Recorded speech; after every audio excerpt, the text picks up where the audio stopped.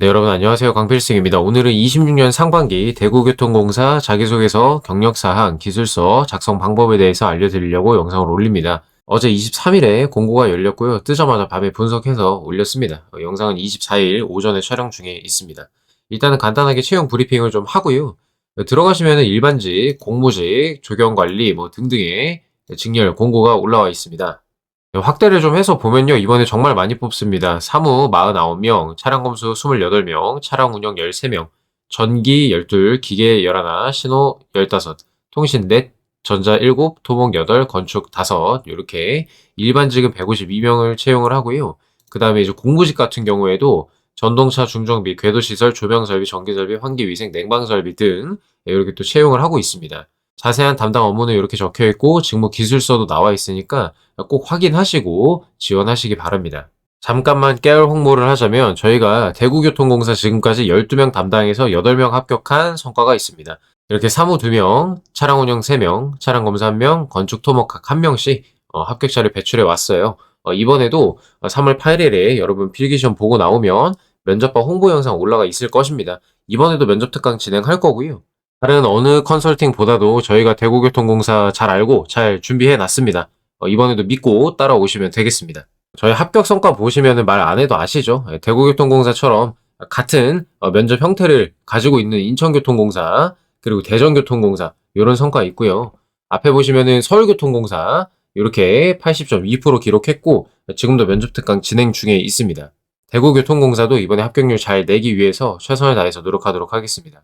자, 다시 공고로 돌아와서 이런 대규모 채용이다라는 거 말씀드리고 마찬가지로 직무기술서랑 담당 업무 나와 있으니까 꼭 자세히 살펴보시고요. 자, 채용 일정입니다. 좀 확대를 해볼까요? 3월 3일 2시까지 접수이니까 시간 착각하지 마시고 미리미리 접수하시고요. 필기시험 장소 공고 5일에 나오고 필기시험 8일에 봅니다. 합격자 발표가 굉장히 빠릅니다. 12일이고요. 이때부터 면접 특강 저희 시작합니다. 그래서 4월 1일, 2일에 면접 시험이 있죠. 이때까지 약 3주간의 시간 동안 진행할 예정이고 최종 발표는 또 왜 이렇게 늦어? 좀 기다려야 됩니다. 물론 면접 합격자 발표는 조금 일찍 나올 거예요. 신체 검사나 이런 것 때문에 기간을 두고 하다 보니까 이렇게 될 것입니다. 어찌됐든 간에 저희 3일까지 접수이고요. 8일에 필기시험 보고 12일에 면접 특강 시작해가지고 이렇게 준비시켜서 보내드리겠습니다. 응시 자격 이런 거 좀 확인 잘 하시고요. 특히 지역 조건 중요하니까 잘 보시고 나머지는 본인 해당 사항 있는 거 쭉 보시면 되겠습니다. 먼저 채용 단계별 안내사항 1번 응시 원서 접수입니다. 여러분 지금 이제 작성해서 제출할 게 응시 원서이고요. 홈페이지 들어가가지고 있는 그대로 제출하시면 되겠습니다. 자, 필기시험은 이렇게 과목 나눠서 보는 것이고요. 시험 과목 1과목에 NCS 40문항 나오고 선택 과목 이렇게 전공 시험 보시는 겁니다. NCS는 의사소통, 문제해결, 대인관계, 수리, 정보능력 해가지고 5개 영역이 나오고요. 2배수가 되겠습니다. 2배수. 그러니까 면접이 2배수라는 얘기이겠죠. 필기시험 가점 사항이 있으니까 잘 챙겨서 제출하시고요. 서류 심사는 이거는 크게 신경 안 쓰셔도 됩니다. 기반 적격 여부 확인인데 자격 요건을 충족하는 전원은 서류 심사 합격이기 때문에 잘 보고 제출하셔야 되겠습니다. 입증 서류 제출도 이렇게 진행을 하고요. 제출 서류 목록 나와 있으니까 미리부터 준비 잘 해주시기 바랍니다. AI 인성검사 진행하는데 면접 시험 참고 자료로 활용합니다. 미응시자는 불합격 처리니까 이때 하셔야 되는 것이고요. 평가가 이루어지는 게 아니라 면접의 참고 자료다. 면접 시험 이렇게 보고요. 대구교통공사 교육원에서 보고 늘 그렇듯이 똑같은 평가 요소입니다. 필기시험 50점과 면접시험 50점을 합쳐서 총 100점으로 진행이 되니까 다가오는 필기시험 공부도 착실히 하셔가지고 고고익선입니다. 최대한 좋은 점수 받아주셔야 되겠고요. 예비 합격자도 1년 동안 운영을 하기 때문에 앞에서 많이 빠집니다. 특히나 이제 코레일이 대규모 채용이 있기 때문에 예비를 달아놓는 게 매우 유리하겠다. 이렇게 말씀을 좀 드립니다. 나머지 보시면 되겠고요. 이렇게 가점서를 종료라든가 자세한 안내 나와 있으니까 참고해서 보시고 자, 다시 저희는 블로그로 돌아왔습니다. 이제부터 풀이 시작할 건데요. 경력사항만 있습니다. 원래 경험사항이 옛날에 있었는데 빠졌더라고요. 그래서 경력사항 작성법과 기술서 작성법, 그 다음에 밑으로 내려와가지고 자기소개서 작성법 순서대로 말씀드리도록 하겠습니다. 일단은 경력사항 작성 방법입니다. 제가 이제 홈페이지에 있는 거 캡처를 해왔죠. 기간명, 근무부서, 근무기간, 직급, 담당 업무, 퇴직사유 작성해 주시면 되겠고요. 어렵지 않습니다. 있는 그대로 써주시면 되는데 퇴직사유가 이제 여러분들 고민이 많이 되시잖아요. 계약 만료, 경력 개발, 업종 변경 등 그냥 솔직하게 작성하시면 됩니다. 개인 사정 좀 이상하고요. 건강 악화나 이직 준비 이런 것들은 너무 직설적이니까 자제하면 좋겠다라는 게 제 내피셜입니다. 가급적이면은 이런 식으로 작성하시는 게 좋을 것 같습니다. 대구교통공사는 회사명을 기재해도 됩니다. 그래서 이렇게 내가 실제로 일했던 곳 작성하시고요. 직위, 직급 이런 것도 작성하시고 활동 내용과 담당 업무 이런 거는 간략하게 내가 맡았던 업무 일목요연하게 보고 이해가 되게 작성해 주시면 됩니다. 어차피 밑에서 기술서도 이렇게 작성을 하기 때문입니다. 어차피 면접 준비할 때 이런 과정을 거치셔야 되기 때문에 미리부터 준비하고 잘 써두시면 되겠습니다. 입사 지원서를 꼼꼼히 작성하는 것은 면접 대비는 물론이고 내 성실함을 잘 어필할 수 있는 부분이니까요. 면접 때 참고 자료를 씁니다, 다. 그러니까 이쁘게 잘 작성해 주셔야 되겠습니다. 자, 경력사항 기술서는요. 블라인드 채용 기준을 준수해서 기재하라고 써 있습니다. 근데 나온 게 꾸랑 요거밖에 없어요. 이름, 나이, 성별, 학교, 그러니까 출신 학교랑 성적 얘기하지 말라고 하니까 사실 학과명은 써도 되는 것이거든요. 그래서 참고하시고요. 출신 지역, 가족관계, 직무랑 관계없는 어학 성적 등 간접적으로 기재하지 말라고 되어 있습니다. 간단히 생각하면 직무랑 관련된 것만 쓰라 이 말로 이해하시면 되겠고요. 경력 기술서의 핵심은 직무 기술서를 옆에 두고 보면서 쓰시는 겁니다. 우리 아까 채용 공고에 직무 기술서 있었잖아요. 그걸 열어두고 거기에 나와 있는 키워드들을 중심으로 작성하시면 되겠습니다. 예를 들어서 사무직이에요. 직무 기술서 눌러보시면은 이렇게 내용들을 볼 수 있거든요. 총무인사, 일반사무, 사무행정 역량을 요구합니다. 사무직은. 그래서 보면은 이제 직무수행 내용, 민원사항을 해결하는 등 원활한 역 업무 이행, 조직 운영 지원 등의 업무 수행, 이렇게 문서 관련 내용들 나와 있습니다. 그래서 필요 지식, 기술, 태도가 이렇게 꼼꼼하게 써 있거든요. 여기에 나와 있는 키워드들이랑 비교하면서 쓰시고요. 태도는 지양하고 가급적이면 지식이랑 기술과 연결 지어서 작성해 주시면 되겠습니다. 고객에 대한 것도 이렇게 쭉 나와 있고요. 문서 관련한 게 나와 있잖아요. 맨 위에가 이제 그 경영, 기획 관련된 내용이 나와 있습니다. 본사 차원의 그런 내용들이고요. 그래서 기술도 이제 거기랑 매칭해가지고 경영 리스크 관련 이런 거, 고객 관련, 사무 관련 내용들이 나와 있습니다. 그래서 저라면 가급적이면 필요 기술과 연관 지어서 작성을 할 것 같습니다. 어떻게 하는지는 뒤에서 좀 보여드릴게요. 조직명, 직책, 수행 내용, 주요 성과, 입사 후 기여 방안 이렇게 4단계로 작성하시면 되겠고요. 천자로 분량이 넉넉합니다. 근데 꽉 안 채워도 되니까요. 부담 갖지 말고 쓸 수 있는 만큼 쓰시고요. 주요 성과는 수치화해서 작성하는 게 가장 좋다. 역량을 앞에 작성해라. 이런 조언을 좀 드리고 싶습니다. 예를 들어서 사무직 예시예요. 고객관리, 경영기획, 사무행정 이런 식으로 관련 역량 하나씩 좀 쓰시고 카페 아르바이트를 하면서 관련 내용들을 작성해 주시면 됩니다. 내방 손님 응대, 식재료 및 식기 재고 관리, 결제 및 매출 관리 시스템 학습 및 사용 이런 것들. 그 다음에 주요 성과 이렇게 실제로 내가 낸 성과들 얘기하시고요. 입사 후 기여 방안도 각각의 고객 응대였으니까 고객 응대 먼저 써주고 경영계획 써주고 그 다음에 사무행정 써주고 이런 식으로 해주시면 되겠습니다. 딱딱딱 통일성 있게 맞춰서 써주시면 되는 거고요. 물론 봉사활동 동아리 회장은 지금 경험사항 기준으로 옛날에 썼던 거니까 경력사항에 대해서만 작성하시면 되겠습니다. 차량 검수랑 차량 운영이에요. 철도 공공기행 인턴 이건 경력이 맞죠? 그래서 철도 운전 관련된 거 쓸 수 있으면 쓰시는 것이고요. 입사 후 기여 방안도 작성하시면 되겠습니다. 근데 상대적으로 이제 사무직에 비해서 쓸 게 별로 없단 말이에요. 그래서 선배님들 옆에서 눈으로 보고 손으로 익혀본 경험을 통해 이런 것들을 빠르게 습득해 안전하고 편안한 열차 운행이 가능하다. 이런 식으로다가 최대한 이제 입사 후에 도움이 될 것이다 라는 형태로 작성해 주시면 되는 겁니다.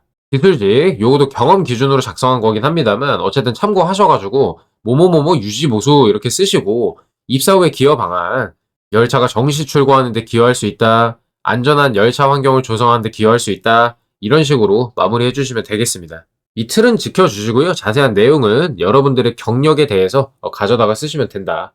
그 말씀을 드립니다. 참고해서 잘 작성해 보세요. 이제부터 자기소개서 작성법 보겠습니다. 공공기관이기 때문에 블라인드 채용 기준 엄격하게 지켜주셔야 됩니다. 이번에는 자세하게 블라인드 공고에 대해서 그 기준에 대해서 잘 알려주지는 않았는데요. 이게 24년에 자기소개서 작성란에 있었던 내용들이었습니다. 요거는 이번에 Q&A 제가 캡처해서 가져온 거고요. 기관명은 블라인드에 위배되지 않는데요. 출신 지역이 드러나지 않도록 주의하라고 합니다. 예를 들어서 서울교통공사 뭐 이런 거면은 출신 지역이 드러날 수도 있을 것 같기도 하고요. 아무튼 간에 저라면 서울교통공사 근무했다 그러면은 서울 빼고 그냥 교통공사라고 쓸 것 같아요. 크게 상관이 없거든요, 그게. 교통공사인 게 중요하지 어디 교통공사인지는 안 중요하잖아. 그런 식으로 센스 있게 좀 피해 가시면 좋을 것 같고요. 출신 지역, 학교, 명, 최종 학력, 성별 등과 같은 인적 정보가 드러나는 거 쓰지 말라고 되어 있습니다. 최종 학력도 나와 있는 거 보니까 대학 시절 이런 표현보다도 그냥 학창 시절 이런 표현이 나을 것 같습니다. 아시겠죠? 예, 그거 좀 잘 지켜주시면 되겠고요. 뭐 나머지는 한번 예전에 나왔던 거니까 보시면 되겠고, 뭐 이런 게 있습니다. 지원서 불성실 기재 또는 표절의 경우 면접에 불이익을 받을 수 있습니다. 즉, 면접관들이 입사 지원서 읽어보겠다라고 해석을 할 수가 있겠고요. 그래서 잘 작성해 달라라는 취지. 그 다음에 여러분 이거 제가 강조를 많이 하는데요. 의무복무, 분대장, 기타, 군대 관련 등을 하였습니다. 는 뭐뭐 단체에서 하였습니다. 로 바꾸라고 하십니다. 그래서 의무복무를 나타내는 용어 사용 금지라고 되어 있거든요. 저는 그래서 군에서 운전병으로 근무하며 라는 거는 안 되니까 차라리 공공기관에서 차량을 운전하며 동료들을 안전하게 수송했습니다로 둔갑을 하자는 거예요. 군대를 공공기관이나 국가기관이라고 쓸 수가 있단 말이야. 그죠? 순화하면 그렇잖아요. 이런다고 군대인 거 아나? 몰라요. 그죠? 그래서 이렇게 쓰는 것도 방법입니다. 이번에 서울교통공사 채용 블라인드 기준에는 안 걸렸거든요, 이게. 군 경험을 내가 살리고 싶다 하시면은 공공기관, 특기, 이런 식으로 서술해 주시면 되지 않을까 싶습니다. 그래서 본인께서 판단을 해보시고요. 내가 너무 리스크를 지기 싫다 하시면은 그냥 빼고 가시고요. 근데 내가 군대에서 한 게 직렬이랑 정확히 지금 운전병처럼 일치를 해. 그러면 가급적 작성하시는 게 좋겠죠. 그래서 병사, 사회복무 요원 이렇게 성별 유추, 내가 남자다, 의무복무를 했다라는 게 유추가 되지 않도록만 좀 신경 써주시면 되겠습니다. 그래서 특기가 안전이나 유지보수랑 관련된 것 같은 경우에는 버리기가 아깝기 때문에 저는 가급적이면 군 경험 쓰라고는 하는데 본인이 판단하시면 되겠습니다. 부모님, 고향, 엄마로서 이런 거 성별, 출신지역, 가족관계 안 드러나게 잘 쓰라는 얘기 다시 한번 리마인드 하시고요. 자, 이제 1번을 살펴보도록 합시다. 지원 직종, 지원 분야에 지원한 이유를 특기, 역량 등과 관련해서 구체적으로 써달라고 합니다. 여러분들 이게 일단은 우리가 항상 자소서든 면접이든 볼 때 이걸 왜 물어보는지 생각을 해야 돼요. 그래서 이거는 기관에 대한 충성도 검증과 자기개발 능력 검증이거든요. 물론 이제 기관보다도 직무 충성도긴 하죠. 이 사람이 다른 업종으로 변경할 것인가, 그게 걱정이 돼서 물어보는 거거든요. 동기를 물어보는 건 이 사람이 이직할까봐 물어보는 거예요. 간단하게 생각하면요. 알고 계시면 되겠고, 대구교통공사 지원 동기가 아니라 직무 지원 동기라는 점을 기억합시다. 이 동문서답 하시면 안 되고, 다만 이 기관 지원 동기가 진짜 어렵거든요. 왜 많은 철도 기관 중에 대구인지 얘기하는 게 더 어려워요, 사실. 그래서 직무로 물어봤다는 거는 쉽다라는 거니까 너무 걱정하지 말고 쓰시면 되겠고요. 일단 두 단계로 나눠서 생각해 볼 필요가 있습니다. 거꾸로 생각을 할게요. 우리는 그 직무 지원 동기보다도 내가 역량이나 특기를 뭘 가지고 있는지를 먼저 생각을 해봅니다. 그래서 내 강점을 골라야 돼요. 채용 공고에 있는 직무 기술서를 다시 한번 열어가지고 지식과 기술 중에서 내 강점을 고르는데 중요한 건 태도는 운전직 제외하고는 가급적 지양합시다. 태도는 태도와 지식, 태도와 기술이 결합했을 때 힘을 발휘하지 혼자서는 약해요. 무슨 말이냐면 사무 직무기술서 태도를 보면 문제 해결 능력과 업무 규정 준수 이런 태도가 나와 있어요. 근데 얘네를 가지고 사무직을 선택한 이유로 얘기하기에는 부족하다라는 거예요. 왜? 문제 해결 능력이나 규정 준수는 기술직에서도 이런 역량 중요하잖아요. 그렇기 때문에 사무직, 역무직을 지원한 동기로는 모자란다는 거예요. 그래서 고객응대 능력이 지식과 기술에 있거든요. 그래서 이게 내가 있어가지고 이용하는 고객님들께 만족을 드릴 수가 있어요. 엑셀, 한글 등 업무 소프트웨어 활용 능력이 뛰어나서 원활한 행정 업무에 기여할 수 있어요.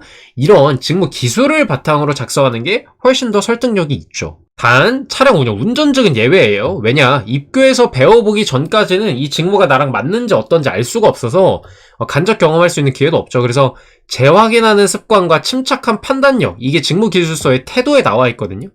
이런 게 강점이다. 그래서 운전직에 어울릴 거라 생각해서 내가 어울릴 거라 생각해서 입교를 결심했고 실제로 잘 맞아서 천직이라 생각해서 직업으로 선택을 했다. 이런 식의 논리가 가능하다. 다만 아까도 말씀드렸듯이 이 멘트들 그대로 쓰지 마세요. 표절 걸립니다. 잘못하면.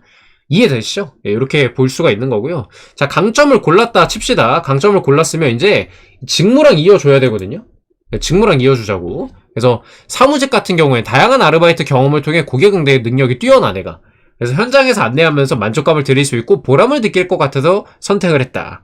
전기직 같은 경우에는 전기공학, 도면 관련 지식이 직무 기술서에 있더라고요. 그래서 전기시설물 유지보수, 사고 발생 시 신속한 복구를 통해 역 운영의 지속성을 확보할 수 있다. 그래서 이 직무를 선택했다. 통신도 마찬가지로요. 이런 거를 통해서 유지보수와 임직원 간의 뭐 무전이나 이런 거 있죠. 원활한 소통에 기여하고 싶다.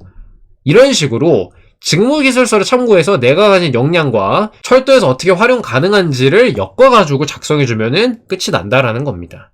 이해되시죠, 여러분? 뭐 사실상 다 설명을 하기는 했는데 템플릿을 다시 한번 살펴보면은 직무 선택의 이유, 내 강점을 통해 직무에서 어떤 부분에 뭐 예를 들어서 유지보수 이런데 기여할 수 있다고 생각해 지원했다. 그 다음에 나의 강점이 뭔지 다시 한번 언급하고요. 이 강점을 내가 어떻게 어떤 과정을 통해서 길러왔는지 써주셔도 돼요. 지금 분량 500짜리 또 써야 되니까 내가 뭐 예를 들어서 고객응대 능력을 어떤 식으로 길러왔는지를 얘기를 하시고 그렇게 길러온 고객응대 능력을 가지고 이제 사무직으로 입사한다면 시민 안전과 편리한 이동에 기여할 수 있다고 생각해 지원했다. 이런 식으로 마무리할 수가 있다라는 거죠. 간단해요, 여러분. 분량이 500자 어떻게 보면 뭐 길다고 생각하실 수도 있지만 간단히 생각하면 내가 어떤 강점이 있어서 이걸 활용하려고 이 직무를 골랐고요. 그 강점은 이런 과정을 통해서 길렀습니다. 이렇게만 얘기해주면 끝나는 거거든요. 쓰다 보면 500자 금방 차실 겁니다. 그래서 1번은 이 정도로 보시면 되겠습니다. 다음으로 2번 보겠습니다. 공사의 비전 아주 친절해요. 시민의 안전과 편리한 이동을 책임지는 혁신 공기업으로 도약입니다. 비전 달성을 위해 어떤 노력을 할 거냐라는 건데요. 저는 뭐 혁신, 뭐 좋은 말이긴 하지만 안전이랑 편리한 이동에 조금 더 초점을 두고 말씀을 드려보려고 합니다. 얘도 마찬가지로 충성도랑 내 자기개발 능력, 어떻게 이거를 입사 후에 이런 비전 달성을 위해 어떤 노력을 할 건지, 입사 후에 미래에 어떤 행동을 할 건지를 물어보기 때문에 자기개발 능력이라고 볼 수가 있고요. 2번은 내가 어떻게 할지에 대해서 말하는 거고요. 5번은 공사가 어떻게 할지를 묻는 거니까 방향이 좀 다릅니다. 그래서 안전과 고객 만족을 위해 어떻게 기여할 건지 작성해주면 되겠고, 당장 할 수 있는 것과 앞으로 내가 할 수 있는 거를 생각해서 네 가지로 좀 나눠봐도 좋겠습니다. 근데 꼭 이렇게 네 가지로 할 필요는 없어요. 근데 아이디어 짤 때 참고하시라고 이렇게 제가 써봤습니다. 사실 그리고 안전을 달성을 하면은 편리한 이동에도 도움이 되기 때문에 기술직 분들은 고객 만족을 위해서 즉각적으로 할 수 있는 게 좀 적잖아요. 그죠? 그래서 안전을 중점적으로 작성해 주시는 것도 방법이다라고 보시면 되겠고요. 뭐 예를 들어서 이런 거예요. 시민 안전을 위해서 당장 할 수 있는 거 뭐야? 순회 점검할 때 꼼꼼하게 하겠다라고 쓸 수도 있지만 조금 아쉬워서 저는 이런 것들은 구체화시켜서 쓰라고 해요. 어떻게 꼼꼼하게 할 건데? 체크리스트를 가지고 다니면서 철저하게 점검하겠다 그러면 조금 더 구체화가 살잖아요. 이런 식으로 쓰고 인적으로를 예방하겠다. 성실한 태도로 장비의 주기적인 점검을 통해서 문제가 안 생기도록 하겠다. 현장에서 뭐뭐뭐 하면서 이런 얘기를 하겠다라는 거고요. 그다음에 시민안전 앞으로 할 수 있는 거 뭐가 있어요? 좀 더 상위의 것, 기간 오래 걸리는 것들. 잠재 위험 요소를 발굴해서 개선하겠다. 우리의 업무 프로세스 중에서 좀 비효율적이고 직원들의 안전에 위해가 되는 요소가 있다면 그거 개선을 위해서 노력을 하겠다. 어떠어떠한 기술이 요즘에 우리 업계에서 우리 직무에서 굉장히 핫한데 그거를 도입해서 안전한 정비에 뭐 어떤 것들에 기여를 하도록 노력하겠다. 이런 것들 얘기할 수가 있다는 거예요. 자, 내려가서 고객 만족 한번 볼까요? 당장 할 수 있는 거 뭡니까? 사무직 같은 경우에는 경청, 고객 지향적인 응대, 역지사지, 태도, 편안한 승차감, 운전지 그죠? 정위치 정지, 안내방송 철저. 기술직은 보이지 않는 곳에서 일하기 때문에 아까 말씀드린 대로 사고 시설물 고장 예방을 위해 어떠한 노력을 할지에 대해서 안전 관련해서 작성해 주시는 것도 괜찮다. 그 다음에 본인의 직무에서 앞으로 할 수 있는 것들은 전 좀 어려운 것 같아요. 만족을 위해서. 그래서 장기적으로 할 수 있는 것들, 예를 들어서 고객 설문과 민원을 취합해서 개선 과제를 하겠다. 뭐 신입사원으로서 하기는 좀 어려운 부분들을 얘기를 해주면 좋을 것 같은데 약간은 추상적일 수 있기 때문에 차라리 위에 구체적으로 할 수 있는 것들을 작성해 주시는 게 더 좋지 않을까라는 생각이 듭니다. 템플릿은 간단하니까 한번 보시면 되겠고요. 3번으로 넘어갑니다. 실내, 스마트, 공감이 인재상이다. 가장 부합하는 거는 뭔지 그 이유를 구체적으로 작성해줘라 라는 겁니다. 중요한 건 뭐냐면 이 실내, 공감, 스마트 이 키워드만 보고 쓰시면 안 되고요. 공사 홈페이지에 나와 있는 내용을 좀 샅샅이 잘 보셔야 됩니다. 얘네를 보면은 이제 실내는 뭐야? 행복을 창출하는 실내형 인재고 세 가지가 나와 있고요. 공감도 모두와 소통하는 공감형 인재 뭐 이렇게 나와 있고 스마트를 보면은 미래를 여는 스마트 인재에서 이렇게 네 가지가 나와 있어요. 얘네를 보시면 되는데 하나하나 맞춰서 제가 실내 1이라고 하는 건 여기에 맞는 거고 실내 2는 여기에 맞는 것들을 가져온 거예요. 예를 들어서 새로운 환경과 기술 변화에 대한 대응 역량 신장. 근데 이거 4번 문항이 있잖아요. 그죠? 그래서 이거는 넘어가고 일단. 고객의 안전을 위해 선제적 문제 해결 능력을 갖춘 사람이다. 그래서 고객님의 문제를 먼저 적극적으로 해결해드린 사람. 그 다음에 고객 맞춤형 서비스. 그러면 이제 내가 고객별로 해당 니즈에 맞는 서비스를 뭔가 제공했던 경험들, 이런 거 써주시면 됩니다. 사실 실내 쪽은 그 사무나 운전직이 좀 적절하죠. 기술직 분들은 쓰기가 어려울 거고요. 그 다음에 이제 공감은 뭐가 있어요? 고객과 동료의 소리에 귀 기울이고 소통하는 사람을 물어보고 싶은 거예요. 그래서 동료에게 공감해준 거. 예를 들어서 뭐 적응을 못하는 동료를 도와준 경험이라든가, 동료의 힘든 개인 사정을 듣고 한동안 내가 대신 야근을 해준 경험이라든가, 이런 것들 얘기해도 괜찮습니다. 그 다음에 책임과 헌신, 사회적 가치를 실천한다. 책임감을 발휘해서 그 다음에 헌신, 희생해서 조직에 기여한 경험 얘기해주면 되고요. 사회적 가치가 조금 애매하긴 한데 제가 봤을 땐 그냥 조직에 기여한 거 얘기하셔도 될 것 같고요. 솔선수범과 협력 얘기가 나왔습니다. 솔선수범이 뭐예요? 남들이 하기 꺼려하는 걸 나서서 해서 협력하는 분위기를 조성했다라는 거, 이런 얘기도 괜찮아요. 그 다음에 스마트로 넘어갑니다. 도전과 열정. 근데 스마트는 진짜 어려워요. 보면은 그 분야별 직무 역량과 융합 역량을 갖춘 그 시너지 창출형 인재, 성과 창출과 재정 건전성 확보를 위한 신사업 개발, 사업 다각화, 국내를 넘어 해외 글로벌 역량을 갖춘 사람. 그러니까 이건 어떻게 보면 경력직 분들이 쓰기에 좀 적절한 그 주제일 것 같다는 생각이 들거든요. 그래서 좀 가져와 봤는데 뭐 이런 것들입니다. 자, 스마트, 도전과 열정으로 임해서 성과낸 경험 얘기해주면 되고요. 시너지 창출이니까 팀 프로젝트에서 탁과생들이랑 뭐 이것저것 했던 거, 뭐 예를 들어 내가 기계과야, 건축이랑 토목이랑 해가지고 뭔가 새로운 걸 만들어냈다거나 뭐 그런 것들 있잖아요. 그 다음에 아까 말씀드린 거, 이전 직장 경험 있으신 분들은 비용 절감을 위해 기존 사업 개선하고 신사업을 추진해 봤다라든가, 해외 사업을 했다라든가, 이런 것들을 쓸 수가 있겠습니다. 해당되는 거 있으면 골라서 써보시고요. 그 다음에 저 같은 경우에는 도전이 제일 만만하니까 도전에 임했던 경험을 조금 더 디테일하게 풀어볼게요. 도전 같은 경우에는 데드라인이 있으면 좋고요. 결과 측정이 가능한 걸로 좀 적어주세요. 그래야 이제 도전에 성공했다라는 게 어필이 되니까요. 그래서 자격증 취득, 뭐 몇 점을 목표로 했는지 명확하게 써주고, 팀 프로젝트에 뭐 몇 등 몇 점을 목표로 했는지, 인턴 기간 중 마지막 발표에서 몇 등 하기, 아르바이트 하면서 업무 실수, 빵건, 안전사고, 빵건, 매출 몇 프로 향상 등 이런 거 성과, 그 다음에 뭐 사소하게라도 국토 대장정이나 마라톤 완주했다, 이런 것도 뭐 나쁘진 않습니다. 이런 것들 작성해 주시면 된다는 거고요. 그럼 템플릿 같은 경우에는 뭐 이런 거 있으니까 참고해 보시고, 저는 템플릿이랑 조금 다른 측면이긴 한데 이건 도전 열정으로 썼기 때문에 스마트 관련한 거라고 보시면 되겠습니다. 그래서 저는 목표로 하는 일을 달성하고자 항상 적극 배우며 끈질기게 노력하기 때문에 스마트한 인재라고 자부합니다. 일본 문화에 대한 흥미를 느낀과 동시에 견문을 넓히고자 하는 마음으로 혼자 힘으로 어학연수를 준비해서 다녀왔다. 혼자 힘으로라는 거니까 이게 도전이죠. 열정이죠. 자, 평범한 대학생을 하던 도중 입시와 취업의 틀에서 벗어나 해외에서 어쩌고저쩌고 했습니다. 금전 문제를 위해 학교를 다니면서 야간 알바를 해서 저축을 했어요. 이미 일본 가기 전부터 도전이죠. 그 다음에 일본 학원에 다니며 현지 원활한 소통을 위해 준비를 했다. 2년간의 노력 끝에 연수를 갔어요. 2년간의 노력 끝에 이런 거 일부러 써준 겁니다. 문화를 익히면서 곳곳에 친구들을 사귀며 다양한 관점을 익혔다. 생활비 충당을 위해서 현지 식당에서 일하면서 문화적 특성도 습득했다. 그러니까 생활력이 대단하죠. 그러니까 이러한 노력을 통해서 내가 견문을 넓힐 수 있었다라는 얘기입니다. 그래서 굳은 의지와 문제 해결 능력을 길렀고, 이러한 뛰어난 적응력을 바탕으로 매사 혁신을 주도하는 적극성을 발휘하겠다. 스마트하게 근무를 하겠다. 이런 얘기를 해줄 수가 있다는 거죠. 어떤 느낌인지 아시겠죠? 아니 선생님, 일본 갔다 온 거랑 철도랑 무슨 상관이에요? 아니 그게 중요한 게 아니고요. 지금 내가 그런 도전정신이랑 열정을 드러내는 게 중요한 거죠. 그죠? 인재상에 부합하다는 거를 설득을 해줘야 되니까, 그래서 이런 얘기들이 작성이 가능하겠다라고 보시면 되겠습니다. 다음으로 4번입니다. 아마 4번을 많이 어려워하실 것 같습니다. 새로운 환경과 기술 변화에 대응해서 역량을 개발하고 강화하려고 노력했던 경험입니다. 그 4차 산업혁명 기술이나 요즘에 적극행정이라고 새로운 방식의 근무 뭐 이런 것들을 많이 하는데요.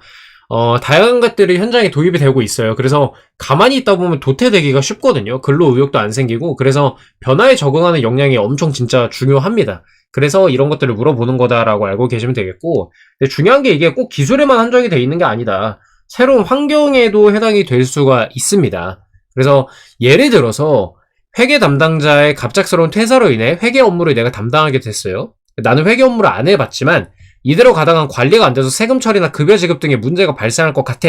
그래서 내가 ERP 같은 회계 프로그램을 익히기 위해 야간을 불사하고 매뉴얼을 정독하고 이전 자료들을 참고해 직접 내가 결산 자료를 만들어보고 비교해봄으로써 역량을 높였다. 필요할 땐 그 퇴직한 사람한테 연락해서 물어보고 배웠다. 그 결과 미흡한 부분 없이 업무를 처리할 수 있었고 조직으로부터 신뢰를 받는 사람이 될 수 있었다. 한 편 더 완성됐죠, 여러분?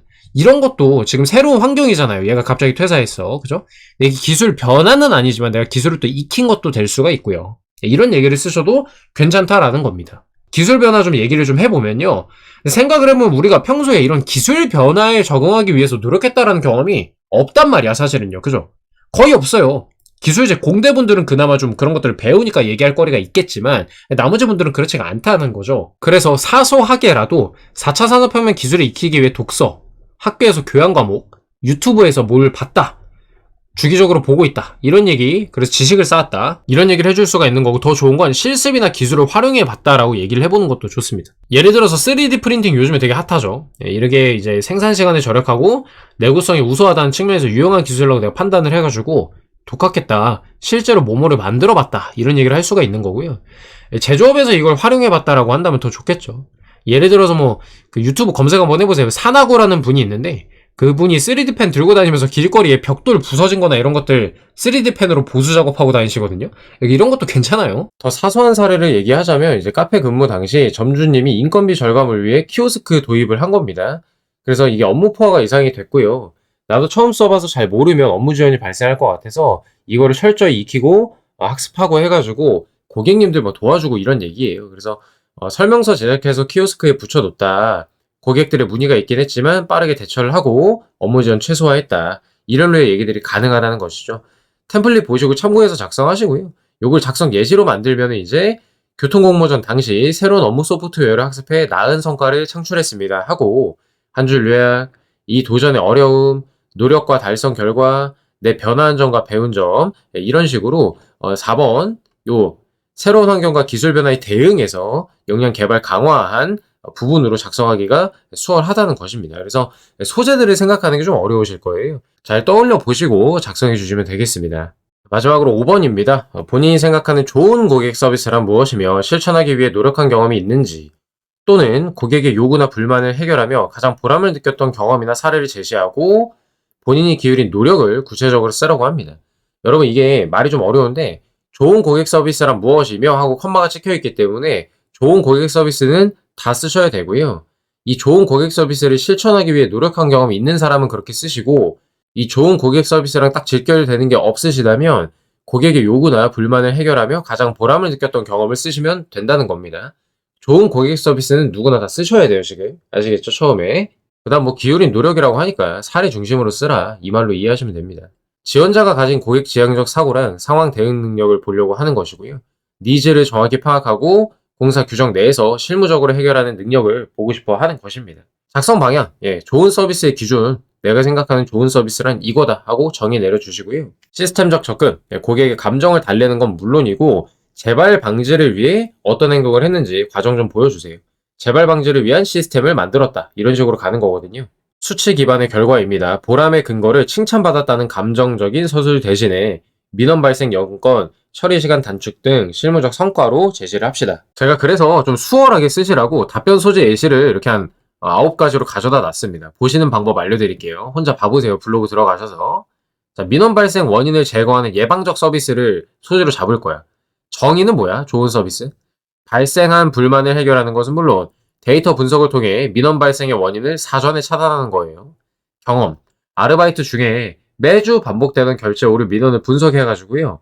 기기와 호환성 문제를 발견하고 본사의 매뉴얼 수정을 건의해서 민원을 0건으로 만들었다. 정보 약자를 배려하는 눈높이 서비스. 복잡한 안내를 쉽게 전달하는 것은 물론 노약자나 장애인 등 정보 취약계층, 교통약자죠. 소외되지 않게 돕는 것이다. 공공기관 서포터즈 할 때 어려운 용어로 된 안내문을 그림과 인포그래픽 중심의 카드 뉴스로 만들어서 고령층 문의 전화 비율을 30% 낮췄다. 이런 것들 다 좋은 서비스잖아요. 그래서 관련된 사례들, 기술직 것도 가져왔고요.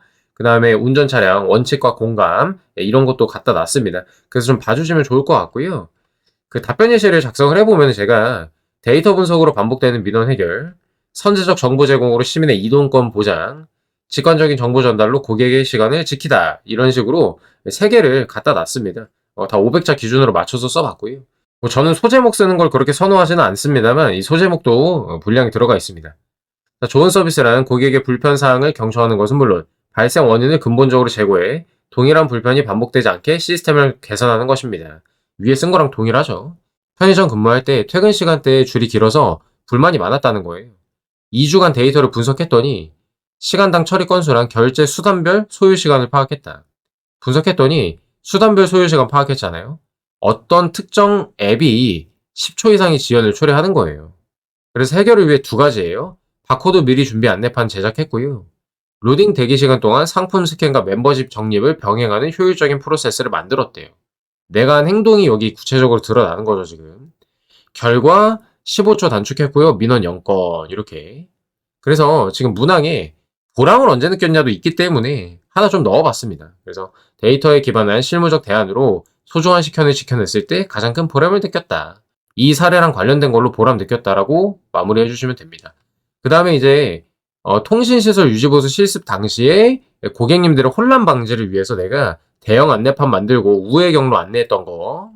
그 다음 밑에 거는 행정실 근로 당시에 증명서 관련된 거를 쉽게 하기 위해서 인포그래픽, QR코드 만든 거. 그래서 이전 대비 70% 감소했다. 이럴 때 보람을 느꼈다 하면서 마무리됩니다. 이렇게 예시들도 써놨고 사용할 만한 답변 소재도 이렇게 9개를 갖다 놨으니까요. 보시고 본인 경험 생각해가지고 하나하나 차근차근 작성해 보시면 되겠습니다. 요구하는 건 많은데요. 막상 작성하면 어렵지 않습니다. 템플릿대로 딱딱 좋은 서비스 넣고 어떤 경험 때 내가 어떤 걸 했는지, 결과는 어땠는지, 보람은 언제 느꼈는지 작성해 주시면 쉽게 하실 수 있습니다. 자, 이렇게 해서 대구교통공사 바쁜 와중에 작성을 좀 해서 올려봅니다. 첨삭은요, 저희가 지금 서울교통공사 면접 특강 진행 중으로 굉장히 바쁩니다. 그래서 부득이하게 진행을 못합니다. 그래서 저희는 3월 8일 여러분 필기시험 보는 날에 면접 특강 홍보 영상으로 뵙도록 하겠습니다. 잘 준비하고 있으니까 여러분들도 필기시험 최선을 다해서 응시 잘 하시고요. 시험 보고 나서 저희 유튜브 들어와가지고 면접 특강 홍보 영상 시청하시면 되겠습니다. 여러분의 건승을 기원합니다. 감사합니다.